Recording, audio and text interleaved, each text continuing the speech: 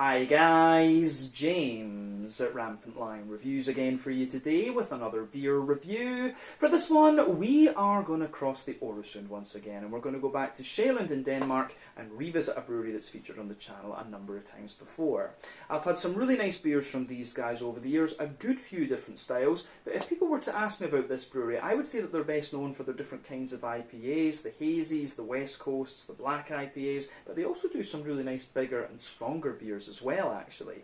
But the beer we're going to have a look at today is a style that I have had from them on several occasions before, but it's a sub-style that I'm not sure if I've reviewed from them before. A sub-style, though, that I very much enjoy, and this is supposed to be a very nice example of that, in fact, and it's also one of this brewery's latest releases through Systembolaget here in Sweden too. So, needless to say, I'm very curious to see what this one is going to have in store for us. Hopefully it's another good beer, hopefully it makes for an interesting review, and as always I hope that you guys watching enjoy my take on this one as well. So yeah, for this review then, we are going to head to Greve, which is to the southwest of Copenhagen, on the eastern part of Sjælland, the easternmost of the main Danish islands, the one that has Copenhagen on it of course, and that means that we're going to have a look at another beer from Alefarm Brewing. So this particular beer is called Synthesis. It comes in at 10.9% ABV, and this one is an Imperial Stout with coffee and vanilla added into the brew. So yeah, we've had a good few Imperial Stouts from these guys over the years, but I honestly can't remember if we had an Imperial Coffee Stout from them. But as I've said on the channel many times recently, Imperial Coffee Stouts have become a big favourite of mine, and I do credit that to Dugges Brewery here in Sweden. In fact, you know, it was them that set it off with those collaborations with Hunter and Sons from Bristol in England. But ironically, I don't drink coffee, but I do love Imperial Coffee Stouts. But yeah, like I say, very much looking forward to this one. Let's crack on and see what it has in store for us. So, as always with my reviews then, I'll tell you a little bit about the brewery before we taste the beer. If you want to get straight to the tasting though, just fast forward. All the usual links can be found in the video description below. That's the brewery website, the link to my other reviews that I've done from Alefarm Brewery before, and we will no doubt add more to that list in the near future. But there's all the usual social media down there. If you want to see more reviews, do please consider subscribing to the channel. The support that you give is massively appreciated, and remember, you can go into the channel homepage and search for beer based on the geography tagging system. So just go in there, use the little search bar, put your hometown, state, county, province, prefecture, whatever you like. If I've reviewed beers from the area that you search for, they will pop up. Failing that, you can check out the playlist of beers from different countries. You'll find this one in the Danish playlist along with many other things, and you can of course check out the playlist of beers from other countries too. And yeah, we will be adding a lot to those over the next wee while too. But anyway, let's go on to my brewery notes then, and I'll tell you a wee bit about Alefarm then. So Alefarm Brewing is the brainchild of Andreas Skog Larsen and Kasper Tiedemann, and the company was founded back in 2015. So Andreas had been a home brewer for a good number of years, but he also worked for a period of time as a librarian, whereas Kasper has a very extensive background in the IT sector, and he's also involved in several different companies and organisations, one of which is his own consultancy firm. But originally they based the company on a farm to the north of Copenhagen, but they soon moved the business to Køge, which is to the southwest of the city. And for a long time, when they were in the farm and when they were in this other little place, they were just brewing with a very small 200-litre brew kit, which was initially intended as a pilot or transition brew kit, but they ended up sticking with it for quite a wee while. I remember the very first Alefarm beer that I encountered was like this big kind of sour farmhousey sort of thing. So in the early days, they were really trying to resurrect the kind of sour, funky and farmhouse type beers, which was very cool. But over the next little while they continued to build up their name, you know, get their sales up a little bit and get their name out there a little bit more. But then in 2018 they opened a new 20 hectolitre brewery in Greve, which has a canning line, and since then their beers have been exported abroad. But it was at this point that Andreas left the company and he went into brewing cider, and then they brought in Mark Walewski, who was working for Beavertown in London before they were bought over, but now he's working with Mikkeller in London, so he was only with them for like 2 or 3 years or something like this. But these days the brewery is run on a daily basis by Casper along with his wife Britt. He still does some things in the IT sector from what I understand, but most of his time is dedicated to Alefarm Brewing these days. But yeah, as of June 2023, when I'm filming this review for you, these guys have produced 465 different kinds of beer according to Untappd. And like I said to you, if people were to ask me about this brewery, I would say they're probably best known for their different IPAs, but they do a number of other beers as well, and they have been experimenting. They constantly experiment with different styles. They brew IPAs every month, but then they usually do something a little bit different every month as well, which is kind of cool. But yeah, as I say, that is everything I can really tell you about Alefarm Brewing for the moment. If you want to learn more about these guys, you can of course check out the brewery website. You can follow them on Facebook and Instagram to keep up to date with all the latest goings on, and you can check out the Rate Beer, Untappd and Beer Advocate pages to learn a little bit more about all the different beers that these guys have done.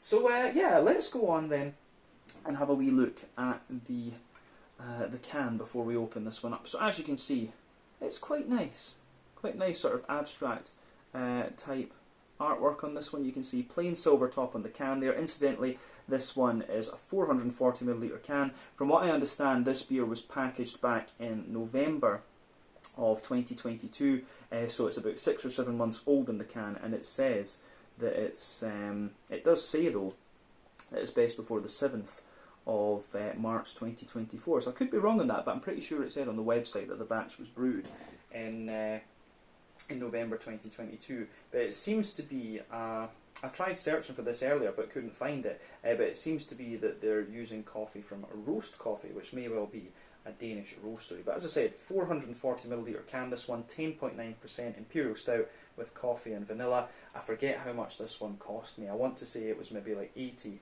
Swedish kroner, which sounds about right to be honest with you. It could have been a little bit more. But yeah, that translates to roughly about €8, £7 sterling, somewhere in the region like $9 American.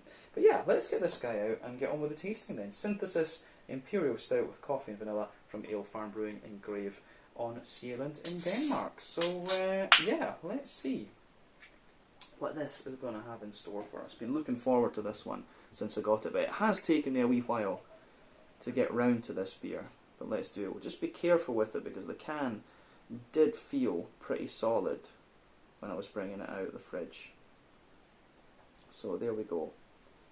I think that's enough in the glass for the moment to have a wee look at the beer, and I think we've maybe got about 2/3 of it into the glass. But yeah, anyway, as you can see, this beer's poured pretty much as you would expect of an Imperial Stout actually. So you can see there's a nice finger and a half of a frothy, but still bumpy at the top actually, kind of dark beige head on this one. So you can see some nice foamy bubbles down toward the surface of the beer, but then a few bigger kind of bumpy ones going up as you go further up the head in this one, and that head is going to fade away eventually. It's already faded down quite a little bit. But in terms of the colour of this beer, you can see that it's pretty much as you would expect from an Imperial Stout. So remember, the colour of your beer depends on a few things. 1, the type of malts that you use. This goes a long way to determining your EBC rating. 2, length of your wort boil is also going to play a role, because the longer you boil the wort, the more the sugars caramelise, and thus you get a darker colour of beer. But any barrel aging you do or adjuncts you put into the beer will affect the colour of it too.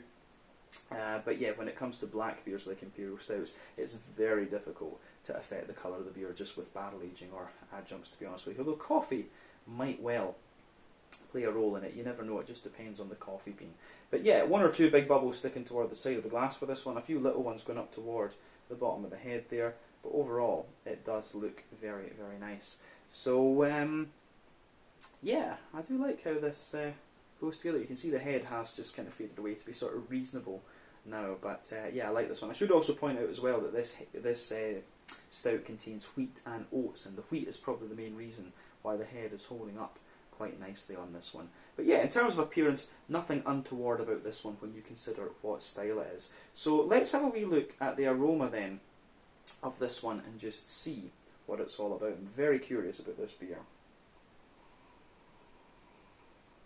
Oh yeah, I'm going to say straight away, the aroma of this one is really very, very nice. So yeah, as I've mentioned on the channel many a time before, I don't actually drink coffee, but coffee beans are one of my favourite adjuncts that you can put into beer. So the thing about coffee beans is that, you know, there's diverse as hops. You can grow them in different parts of the world, so you've got different soil and water profiles. Then you've got the different type of bean, which is really interesting. And then, yeah, it's also about the mazel, the metres above sea level. So apparently, the higher the altitude at which you grow coffee beans, the more likely you are to get these kind of floral and aromatic and fruity flavours coming out of them. So yeah, that's definitely something to bear in mind with these beers, actually. But yeah, with this one, it gives you everything you'd want of an Imperial coffee stout. I do think the vanilla takes a bit of a back seat in this one, and the coffee pushes itself out a little bit more. But I think we'll get a wee bit more of the vanilla when we actually taste the thing, though. But yeah, we'll come to the vanilla in it. We'll come to the coffee in a minute and describe it individually. But yeah, let's actually just break down this aroma and describe it for you a wee bit more in depth.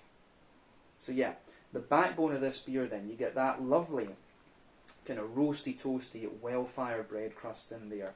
I would not be surprised if there's a little bit of special bee or carafa in this one. It's carafa, I think, that kind of comes into my mind a little bit more, because it has that, you know, well-fired black bread crusty character in there is quite distinctive. Carafa is, of course, a trademarked malt of the Weyermann Company from Bamberg and Franconia down in Bavaria in Germany. And there's just something about some of the malty character in this one that's giving me that impression, so I would not be surprised if there's some sort of carafa in this one. But yeah, roasty, toasty, well-fired bread crust, like I said. There's a little tiny bit of woody character to this one too.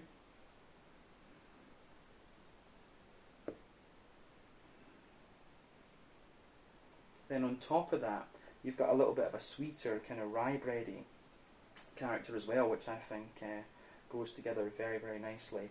So yeah, that really is quite interesting when it comes to this beer, I have to say. But yeah, so roasty, well-fired bread crust, a little bit of woodiness. You do get a wee hint of the vanilla within the woodiness, actually, but like I say, it really takes a backseat to the coffee. The coffee is quite punchy in this one. But above the well-fired bread crust, there's a little layer of a kind of sweet caramelised rye bread in there. And you're also getting a little bit of like a chocolate muffin, chocolate brownie type character coming out of the beer. It's got a little bit of that real density to it, so I'd be more tempted to say like a chocolate brownie type character, actually. So yeah, the way that that goes together is really very, very nice. Yeah, on top of that kind of bready and cakey sort of thing, you do start to get some of the chocolate out of this beer. This beer has quite a little bit of chocolate for me, and it's, you know, a sort of 90, it's like almost like a 80-90% cocoa chocolate in this one. You get a lot of that kind of very dark cocoa, red fruity type character coming out of this beer, which I have to say is very, very nice, in fact. But yeah, on top of that, you have a nice. On top of that, you've got a nice little bit of a kind of drier brown sugary character coming out of this one. So yeah, the way that that goes together is really quite nice. And for me, the brown sugar has a little bit of leatheriness to it. It has got a little bit of that more kind of toasty and treacle molasses type note. But yeah, the malty side of this beer is actually very nice. Obviously, though, the elephant in the room with this one is the elephant in the room with this one is a more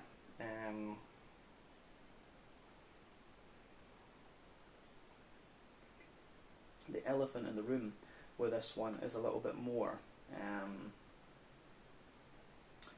kind of sweet, and yeah, the coffee bean with this one's just absolutely lovely. It's got a little bit of everything. It's a really aromatic coffee, and it has got quite a little bit of that, you know, plummy, raisiny sort of red fruit to it.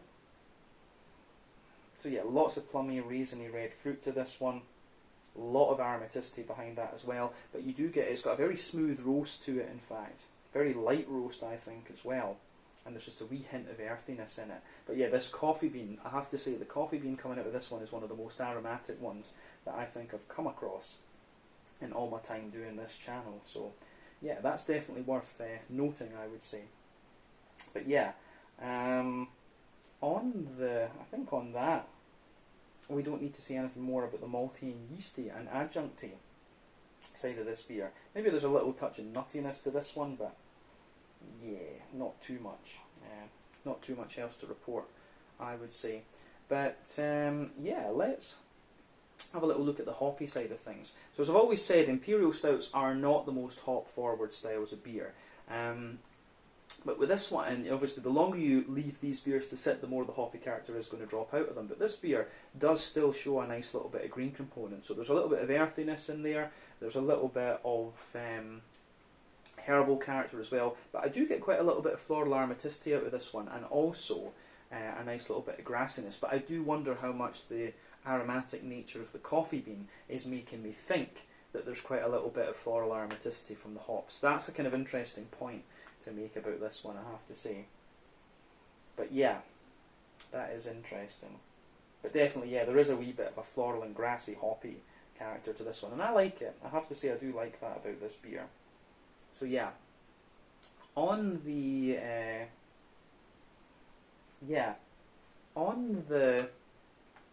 kind of on the fruity side of things, then the actual fruits coming from the hops in this beer. We already mentioned the fruit from the coffee bean. The fruity side of this one's quite interesting. I get quite a little bit of a juicy plum coming out of this one. Not so much of a raisiny sharpness. The fruits actually from the coffee bean are a bit sharper than those coming from the hops. But yeah, you've got a lovely little bit of you've got a lovely kind of juicy yeah, you have got a lovely juicy I would say, yeah, it's a kind of, yeah, like I say, it's a really nice kind of oily plum. There's definitely some juicy figs and stuff in there as well, but then you have also got a little bit of blackcurrant underneath and some brighter blackberry in this one. These are all things that you would expect of an Imperial Stout of any kind of category, to be honest with you. You would always expect a little bit of this character out of this one. But it's a really interesting beer, this one. A lot of depth to it, but as I say, this is one that kind of piques my interest because of the sub-style that it is. But regardless, as I always say, take a bit of time to enjoy the aroma of the beer before you get stuck into it. But I think it's about time that we taste this one and see what it's all about. So yeah, let's put the rest of this guy into the glass and we'll see what this is going to have in store for us. Very, very cool aroma though, as I said.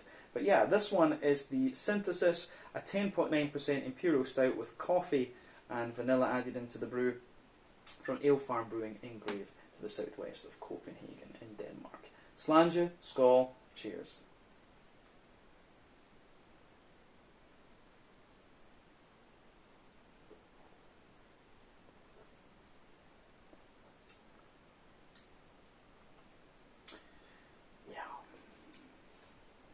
That's pretty damn nice. I have to say this one is at just the right temperature as well, actually. We had this one, I've been a bit concerned about that doing reviews recently because it's so warm outside during the summer. We don't have air conditioning in Sweden, obviously. So yeah, I've been a bit worried about the temperature of these beers. But this one is at just the right note. But what I'll say about this one, just on the first impression, it's lovely and smooth, but you get a hell of a lot of dryness and bitterness out of this beer the further into the aftertaste that you go. But like I said earlier, I would not be surprised if there's a little bit of Weirmann Carafa of some description in this beer. Like, there's quite a few different varieties of Carafa, but yeah, this is pretty damn good, I have to say. So thumbs up to Alefarm for this one.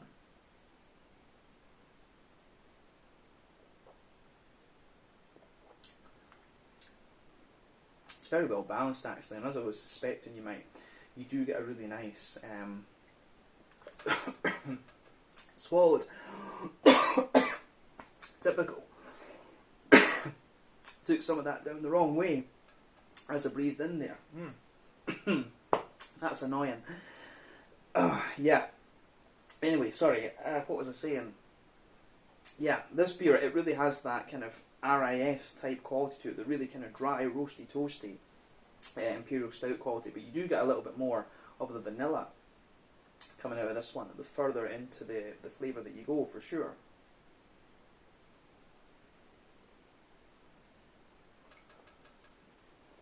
So, yeah, in terms of the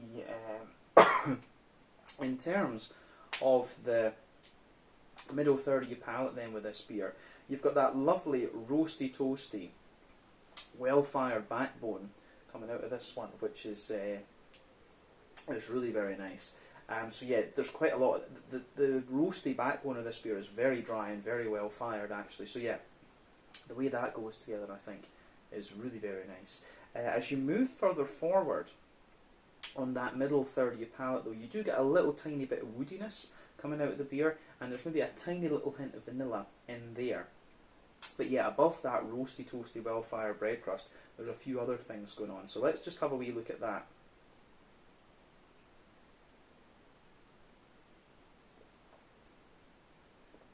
So, the roasty, toasty, well-fired notes out of this one. Above that, you get like a sweet, kind of highly caramelised sort of rye bready flavour, which is really interesting. So yeah, that nice kind of highly caramelised rye bready flavour for sure. Does quite a lot for you. But then above that, you start to get something that has a little bit more smoothness and density to it, and this is going to be a combination of the wheat and the oats in this one. So above that, you start to get a little bit of a kind of chocolate muffiny type layer, and then there's a more dense and smooth kind of chocolate brownie type note out of this one.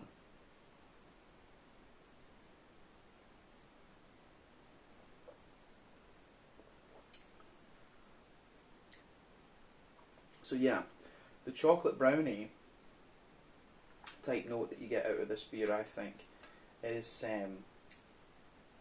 really quite interesting.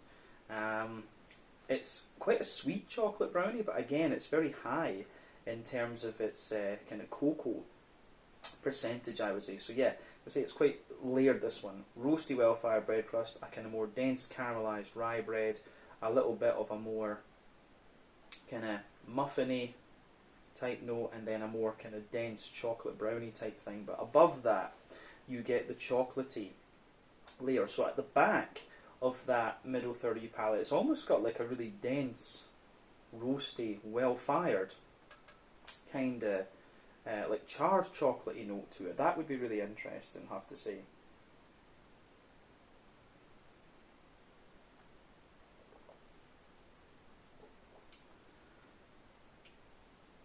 But yeah, the way that that goes together, like I said, is really nice. But as you move further forward, you can feel that the chocolate kind of mellows out a little bit. So once you get past the charred bit at the very back of that middle third of your palate, you start to get a more sort of 80-90% cocoa chocolate. And as you move further forward toward the front of that middle third of your palate, you've got like a sort of 70% cocoa chocolate type thing coming out of this one. But yeah, the way this beer goes together, I think, is really quite nice in that sense. So above the chocolatey layer, you've got a bit more of a kind of leathery. You've got the brown sugar starting to come out of this beer, so you do have a little bit of a leathery brown sugar to this one. And one of the things you always have to think about with Imperial Stouts is whether they're double mash or long wort boil. I think this one could well be double mash, but I wouldn't be surprised if it wasn't at the same time. It kind of feels like on the border, because usually what you get with double mash Imperial Stouts is this big kind of sticky mouthfeel, but this one maybe just feels a bit thicker because the temperature is a wee bit higher. But yeah, you do get a little bit of that leathery brown sugar, and as I said earlier, the longer you do the wort boil on these beers, the more the sugars caramelise, and yeah, that gives you a little bit more complexity. But anyway, brown sugary layers, you've got that leathery type note in there. Above that, you've got a wee bit of a more, above the kind of leathery sort of thing, you get a wee touch more kind of toasty caramel for sure, then a sweeter caramel circle in the middle, and then you've got that more dense kind of treacle molasses type thing coming out of the beer as well. So yeah, the way the brown sugars in this beer go together are really quite nice.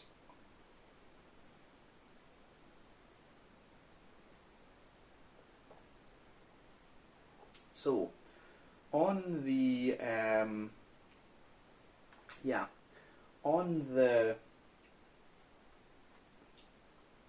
on top of that, or other than that, I don't think there's too much to say about that middle third of your palate in this one. But again, the elephant in the room we need to talk about is the coffee bean. So for me, the coffee bean comes out in that area between the middle and the back third of your palate. So you can feel there's that little bit of kind of rye bready build up in there, a little bit of the kind of muffiny and cakey type note, and then above that you've got the kind of coffee beans just coming out of this one. Now I would say about the coffee bean is that it's got a lot more kind of dry roastiness to it and a little bit more earthiness than the aroma would have you believe. But at the same time, it has the levels of aromaticity and red fruity character, that sharp plum raisiny sort of thing that you would pick up in the aroma. So yeah, that for me, that's particularly interesting.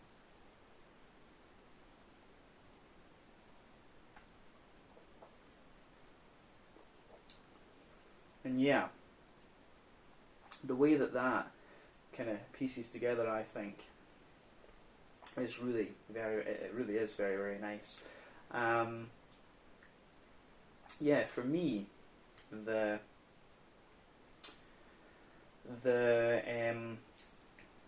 coffee bean note in this one kind of lingers into the aftertaste and shows you more of the kind of floral aromatic side of things, which I do really quite enjoy.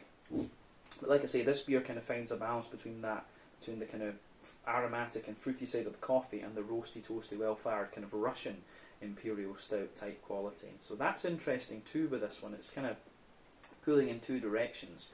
But yeah, let's look at the back third of the palate then. And as I've always said, on the back third of the palate, you do get similar flavours to what you get in the middle third of the palate, but they just come out in different intensities. But do remember the general trend with with beer, or with your palate, I guess you could say, is that more bitter and dry flavours come out further back on the palate, and sweeter flavours come out further forward. But yeah, on the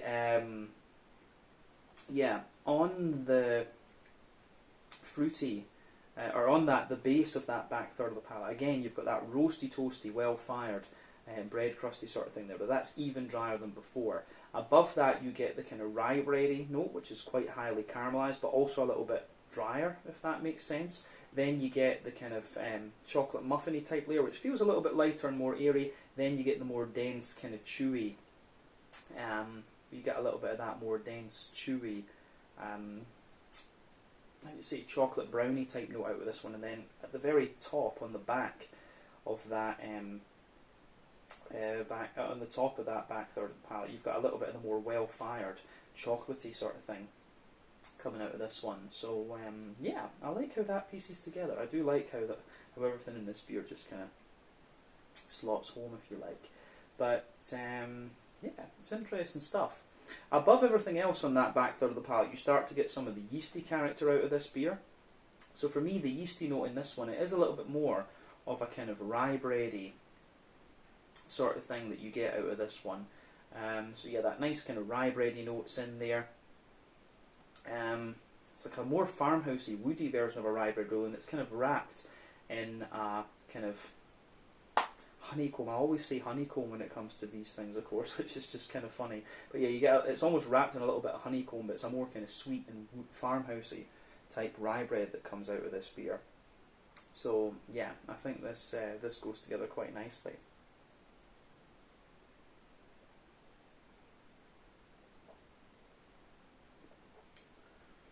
Yeah. So definitely on the back third of the palate, you can feel the flavour is taller. Then as you move further forward into the middle third of your tongue, it just kind of squashes down and compresses together a little bit more of the flavour. The way the flavour goes in this beer and the malty side of things is really nice. But of course, this is the most complex part of the beer, the middle and the back third of the palate. This is where you're getting all the malty and adjuncty side of things. But yeah, let's have a wee look at the hoppy side of the beer then. So, back corners of the palate, you've got a nice little bit of earthiness in there, and that actually blends really. It kind of builds a good bridge between the coffee bean and things like this. But as you move further forward, you've got a little bit more of a kind of herbally note out of this one, but then very quickly you get a sort of more, there's a little bit of an almost kind of pine raisiny dankness to this one, so I wouldn't be surprised if Chinook and Columbus have been used in this Imperial Stout. Actually, there's just something that tells me with this beer, because there is a little bit of a piney resiny note to it, but then as you move further forward toward the front corners of the palate, you've got a more kind of spicy, floral aromatic sort of thing coming out of this one, which I think goes together very, very well. But then round the front curve of the tongue, it's a little bit lighter and more grassy, I would say. But yeah, it's interesting, this one. You do still get quite a bit of hoppy character out of this one. And as I said earlier, you could age this beer a little bit and just let that drop out. But yeah, the hoppy character in this one is definitely still there. But let's have a wee look at the front third of your palate then, and the actual fruity side of the beer. So,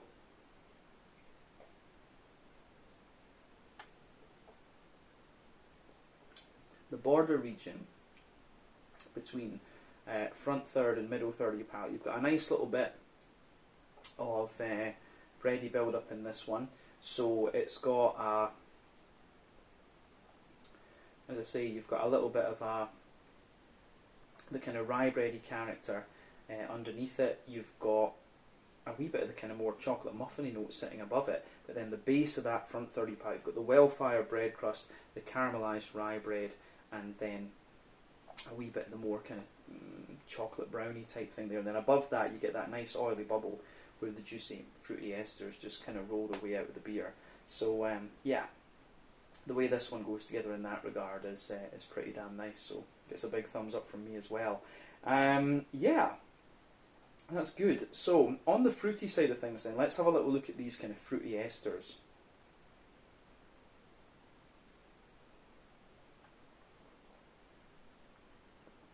Yeah, so when you take the beer in, you will get a tiny little bit of a kind of sharper raisiny note out of this one. But then if we go to the back of that, if we go to the back of that front third of your palate, you get a little bit more of a kind of juicy plum in there.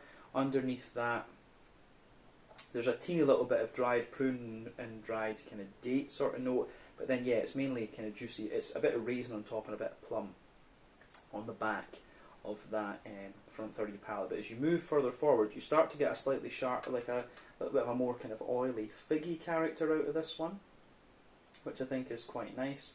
And then as you push toward the kind of very front of that front third of your palate, you get a little bit of blackcurrant underneath, but there's quite a lot of oily blackberry in this one, I have to say.